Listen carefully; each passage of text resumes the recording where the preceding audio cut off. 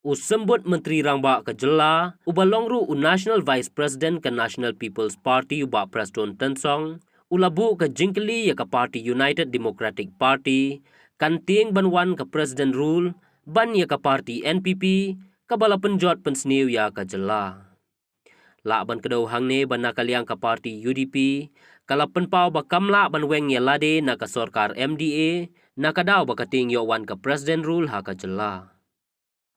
Habakran syakilat pathai khubor, uba Prestone Tensong, ulaong baka jubab jonga yaki, kalong balada ka parti NPP, kabayalam ya ka sorkar kala pensniu ya ka Jylla Meghalaya, balai kiting banwan kata ka President Rule ha ka Jylla. Ula benrap syuk-syuk, bakane ngamla syuk ban sngotu hato ka President Rule kadai ka basniu palat, ban ya ka jingsniu jong ka parti NPP, kabalayalam da ka sorkar MDA.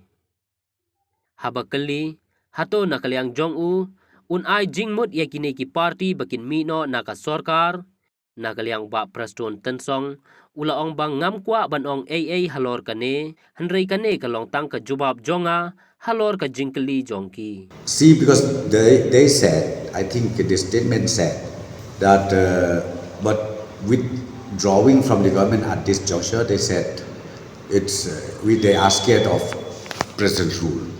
See, my only simple reply to this is, if NPP-led government is really damaging the state of Meghalaya, why should you be scared of President Rule? I think there is no justification to say that we are scared of President Rule. Is it President Rule is more worse than NPP-led government? So that is the question that I put. So therefore, I have already given the statement.